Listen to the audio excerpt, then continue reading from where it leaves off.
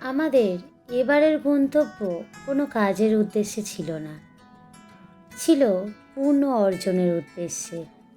সেই উদ্দেশ্যে আমরা পৌঁছে গেছিলাম বেনারস স্টেশন থেকে ট্রেন ধরে ঝুঁসি স্টেশনে। সেখান থেকে প্রায় 15 কিমি হেঁটে মহাকুম্ভ মেলাতে। সেখানে আমরা গঙ্গা, যমুনা, সরস্বতী তিনটি নদীর মিলনস্থল ত্রিবেণী সঙ্গমে অমৃত স্নান করি। আমরা প্রায় 30 কিলোমিটার হেঁটেছিলাম স্টেশন থেকে ত্রিবেণী সঙ্গম পর্যন্ত পৌঁছাতে। তারপর আমরা অমৃত স্নান করি।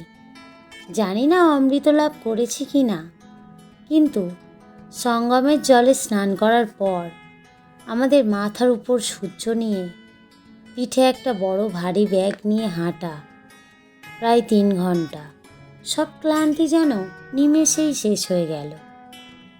শরীরের মধ্যে যেন এক অদ্ভুত শক্তি বিরাজ করল।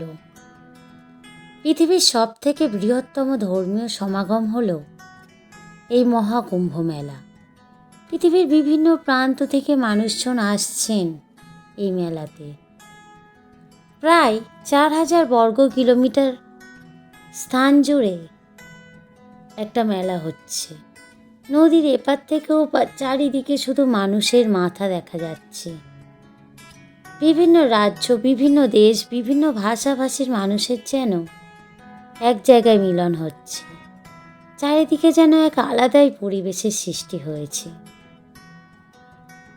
এসব ছাড়াও হাজার হাজার মানুষের চাহিদার উপর নজর রেখে কিছু মানুষ আবার নিজেদের পেট চালানোর উদ্দেশ্যে বিভিন্ন রকম দোকান নিয়ে বসেছে।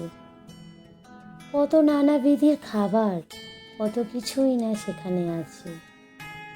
শুধু তাই নয়, কত অলংকারের দোকান, কত রূপসজ্জা, কত না ভগবানের মুখ। চারিদিকে যেন এক অদ্ভুত রঙের খেলা।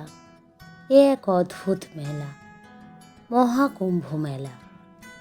হাজারে হাজারে নাগা সাধুরা এসেছেন অমৃত স্নান করবে বলে। এদিকে আমরা সকাল থেকে দুপুর গড়িয়ে সন্ধে হতে চলেছে, আমরা হেঁটেই চলেছি। রাস্তা যেন আর শেষ হয় না। মানুষের সমাগম ধীরে ধীরে বেড়েই চলেছে।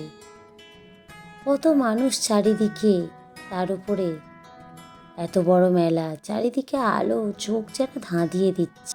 নদীর এপার থেকে ওপার চারিদিকে যেন মানুষের মেলা। শয়ে শয়ে লোক আসছে। ওদিকে সঙ্গমে সকাল থেকে রাত সারা দিন মানুষ স্নান করছে, অমৃত স্নান। নদীর স্রোত যেন সমস্ত দুঃখ, কষ্ট, বেদনা, ক্লান্তি সব কিছু বয়ে নিয়ে যাচ্ছে। ফেরার পথে দেখলাম একদল মানুষ কৃষ্ণ নাম করতে করতে কুম্ভ মেলার দিকে এগিয়ে আসছে।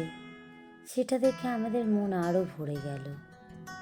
এরপর আমাদের ফেরার সময় আমরা ফিরব ঝুঁসি স্টেশন থেকে ট্রেন ধরে বেনারস। কিন্তু ঝুঁসি স্টেশনে এসে মানুষজনের ভিড় দেখে আমরা অবাক। সবাই স্নান করে বাড়ি ফিরতে চায়। এত মানুষ পূর্ণ অর্জন করতে এসছে, সেটা দেখেই আমরা অবাক হয়ে গেলাম। 144 বছর পর যে মেলাটা হচ্ছে, সেটা একবার স্বচক্ষে দেখতে চেয়েছিলাম।